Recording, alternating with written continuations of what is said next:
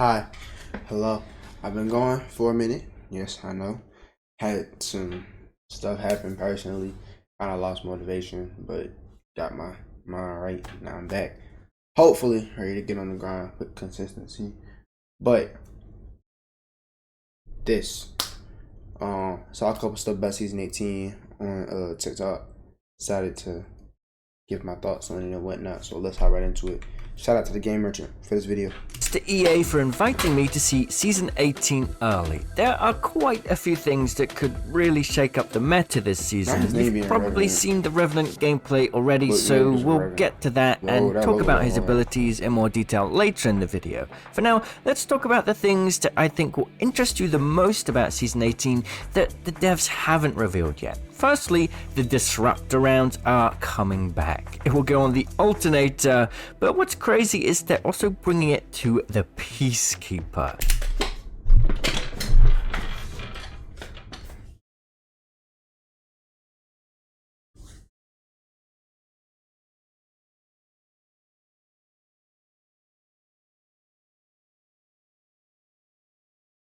Why? Who told you that was a good idea? It already does fully choked up. Pause. Oh, pause. When you turn on the choke and you fully charge it up, all pellets to the head, it does 121 now. Disruptor rounds is gonna do that so much more. So it's gonna hit like you could really easily two-test somebody. Unless they nerf the base damage, but that wouldn't make no sense because that would just make more sense to just leave it how it is. For those that haven't used the Disruptor rounds, it does more damage to shielded targets. This thing in the past gave people literal nightmares and got nerfed 3 times and was still overpowered, so it's going to be interesting how it is in today's meta. The devs said that the PK won't get any damage changes, so it will be the current PK we have now with the Disruptor rounds on top, meaning oh, they're idiots. Oh. We'll be able to hit some pretty high damage shots. Obviously, once a player's shield is broken, it's just going to do normal damage again to non-shielded targets. But normal damage isn't even bad. Normal damage would be like 99. How does it? God, I don't know if I think EA devs are actually unintellectuals. They really want to buff up the shotguns again this season and try to bring down the power of the SMGs. If you want to bring down the power of the SMGs, don't buff the shotguns. I hate when games do that. Like one gun, like a certain tier of guns, like a couple guns, like SMGs or ARs are really strong. So instead of bringing those down to a normal level, they bring everything else up. That don't make sense. The devs have seen how big SMGs have been in the meta, and even acknowledged how controller aim assist plays into that. I'll talk more about that later in the ranked section. First though, the Mastiff spread pattern is getting tightened again, which should make it far easier to hit more high damage shots with it more consistently. And on the other side of the fence, all SMGs are getting their strafe movement speed reduced and the headshot multiplier reduced. On top of that, the R99 is getting 1 less bullet in each of its magazine capacities again. Then what was the point of adding one just to take it away?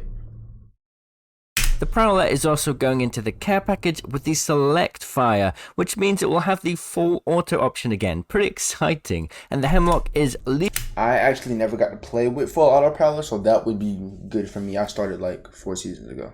I started 13. Never got to play with select fire Prowler. My first ranked season was actually, I didn't get to see the old rank system. My first season I started playing was when we had ranked reloaded. Yeah. Leaving the care package. They've buffed the recoil and damage to make it better than the previous floor Hemlock, and they hope it will be a contender to the other ARs this season. And, well, the Hemi's not bad. Now the Nemi's OP. There won't be a Nemesis nerf this season. The lead weapons designer was asked if there would be a nerf, and he did say he's seen the complaints about the Nemesis, but the devs believe it's in a balanced state for now and competes well with the Flatline and R301. So what I'm hearing is they heard the feedback from the community, because nobody in the community likes the Nemesis. I like it when I have it, but I hate it when the other people have it. I mean, that's how you know it's bad. But they're choosing to ignore the community and listen to the other devs that are unintellectuals. Cool. How can we contact the bloggers? I think we can go to bin verified and you The biggest weapon change this season has to be the charge rifle. I think it's safe Take it out of the game. Simple fix. to say the playstyle of sitting somewhere up high, hidden from sight, whilst you beam people across the map won't be so It manageable was like, oh, the charge rifle's good for 4K. I got a 5K without a charge rifle. anymore. Rest in peace, charge rifle Dave. You across the map won't be so manageable. Somewhere up high, hidden from sight, whilst you beam people across the map won't be so manageable anymore. Rest in peace, charge rifle Dave. You'll be missed. Not really. This is good news, not gonna lie. So now the charge rifle is no longer hit scan. It will have a projectile and bullet travel time, and it won't have that pre-beam damage. Instead, you have to charge up for a set time and then it will fire. That one shot though will do far more damage than the previous charge rifle, and it will do more damage the further away the target is. No! No. No. No. No. Company is idiots. They have to be. Why would you do that? It just promotes sitting farther away and shooting people, because yeah, it makes it a little more skillful. But if you can charge up, because if it doesn't have, like, you know how with Sheila, when she holds it, you can see the red beam, and with Vantage you can see the orange beam. And in Fortnite they have sniper glare, like on the scope when you know somebody's aiming in.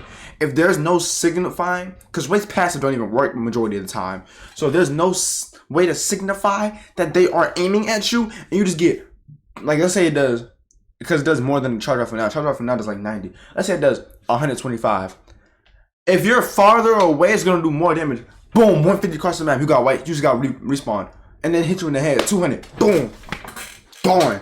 Like, and there's no signification that they are charging up a shot to stop, boom, at your head. Who told him this was okay? Oh my god, man. This means it's now going to be a very high skill weapon No. with a big reward for those that can master it. I guess everyone else that was using the charge rifle will now go back to picking up the Spitfire. Happy days. The reload time and draw times have been brought down though to match the new change, and it will also take sniper mags and will take 1 ammo per shot. The lead weapon... The charge rifle has always been used one sniper. If you look at sniper mags, it says most sniper, and then it has the ammo, most sniper weapons. Because the charge rifle can't take mags. That's good. But now it's going down to 1 ammo a shot, and will take mags. The Spitfire. Happy days. The reload time and draw times have been... Shorter, faster reload time, faster pull-out time. I think that's what draw-out time is. Faster pull-out time, faster reload time. Idiots. been brought down though to match the new change, and it will also take sniper mags and will take 1 ammo per shot. The lead weapon designer did say there are other changes coming, but we'll have to wait for the patch notes for that. Later on, we also heard that some ultimate timings and small changes for legends have been made too, but we'd have to wait for the patch notes, Buff my which legend. will be next Monday, Buff Horizon. a day before the update. I'll be reacting to those patch notes in a video on this channel, I will too. so a sub to the channel so you don't miss it would be notable. So we've talked about the meta changes. Now let's talk about ranked and then the lore, because there's still a lot of fun lore stuff coming this year, which I'm actually super excited about, and I'm sure you will all be too. So we've already seen an overview of the rank changes they're making in a blog before. They summarized it again in the press event. Diamond Plus will have increased LP costs and less bonus points. You'll need a minimum elimination amount to get bonus points, and ring tunings have been adjusted to try and stop ratting. A lot of people were worried about how this could affect That ring, I don't know if they updated it yet, but we was in round, bro, it was a 10 to like round 2. It was round 2 or 3 closing, I don't remember. ALG. I saw somebody, they got stopped by round 2 closing that bit. I think they tested it out, like the new season 18 zones. Round 2 closing hits like a bitch, bro. It hit like a truck. Yes, Evan Nikolic, Apex's game designer actually gave quite a decent reply and also talked a bit about ALGS too. It made me feel like some of the devs at the team do actually have a big passion and interest in the competitive side, and it's not just them catering to the casuals. What he said was that he knows the change is controversial, but what he's hoping to do is push the pace of the game in ALGS. He really wants to make the best game that is to play and also to watch, and he hopes the ring timing changes may help with that. But it's not set in stone. It's a risk they wanted to take to change the flow of gameplay, and he hinted that if it just completely went wrong in LGS, they'd revert the changes. He also mentioned how they toyed with the idea of turning off crafters outside of the zone so that that sort of rat playstyle could be eliminated. For now, the crafters will stay on, but that change I'm trying to say it ain't better, because if I get accidentally caught in the zone and I can't craft me no man kits, I'm finna die. In the future. Really when asked about aim assist, Evan also mentioned that they're definitely looking at it. It's becoming more apparent, he said. There's definitely something that they need to address. He said the reason the SMG meta is the way it is because of controller, but it's a big challenge and technically complex. He said if you could see the code that goes into every trigger pull in the game, it'd blow your mind a bit. The lead weapons designer added to the conversation saying how changing aim assist could very easily mess with the feel of the game and the controller feel, so they don't want to push anything early. They want to make sure the changes are healthy and are an improvement to the game before committing to it. Before we talk about the lore, there's another thing here to discuss. Ranked rewards are changing. Everybody will still get their trails this season, but starting from season 19, the rewards will be different. Dive trails will be gone. In its place, there'll be seasonal banner frames that match a player's rank, and these will expire similarly to how dive trails expired.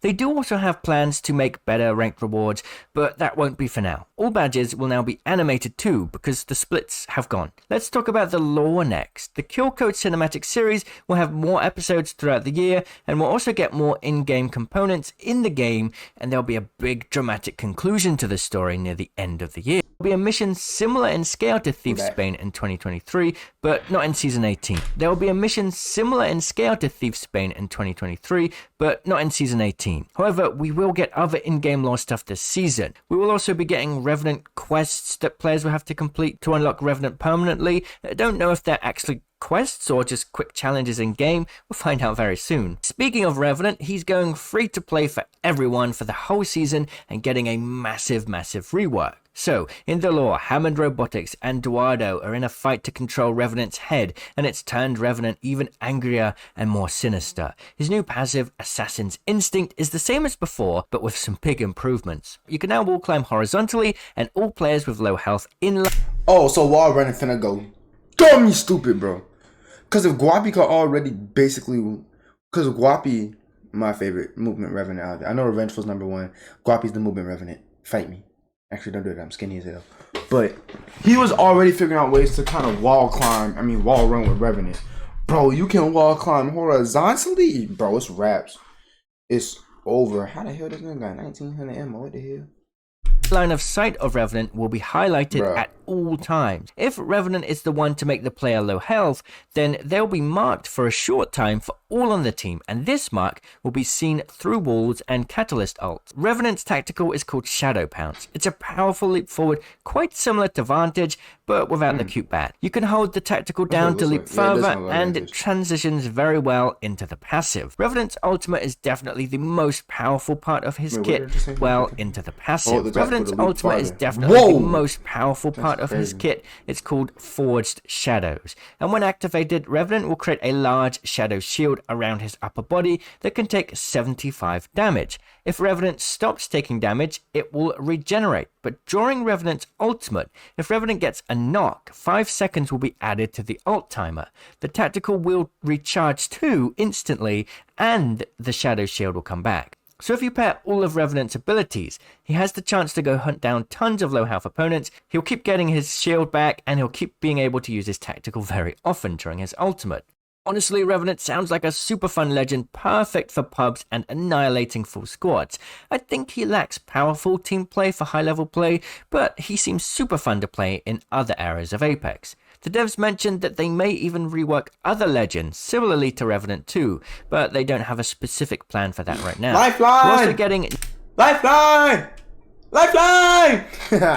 new mixtape maps this season. Gun Game and TDM will get The Core as a new map, and Control will get Production Yard. There are a few other small things to talk about. The devs didn't mention anything about a map update, so I don't think we're getting any this season. The Nemesis and Mozam with hammer points will go into the Crafter, and the R99 and Rampage will be back on the ground. No, that's bad. Because that increases, with the Mozam going into the Crafter, that increases the chances of me getting P20s off drop and RE45s. Out of all the weapons I use hammer points, with just the gun and hammer points, Mozam, RE, P20. Now, if you put a mag on the RE goes over the Mozam. But Mozam was one of the best guns to have off drop. Not in the Crafter. But the R9 comes back though. W's. At the start of the season, and a lot of people asked this. Revenant skins won't change, and all previous skins, stats, and badges will be kept. They did tease something related to voice quips that will change though, but we'll have to wait till the season launches to know more about that. Oh, that is not a recolor, by the way. Oh, and here are some of the battle. I know that is the recolor, but that is not like a recolor. Actually, that will change though, but we'll have to wait till the season launches to know. I mean, it still looks clean regardless. Know more about that. Oh, and here are some of the Battle Pass skins. We're getting a legendary reactive EVA 8 this season. And the rest of the new season stuff will that get looks a legend. Just like, you can't tell me that don't kind of look like the Mastiff one. It looks cool though. It looks very similar to the Mastiff though. Legendary reactive EVA 8 this season. And the rest of the new season stuff will be revealed in the patch notes. So I'll see you there on Monday. Cheerio. I will also be looking at the patch notes on Monday. Shout out again to the Game Merchant for making that WW video. But let me know. I'm back on my grind. Let me know what y'all think about these patch notes, and yeah, I'm gone.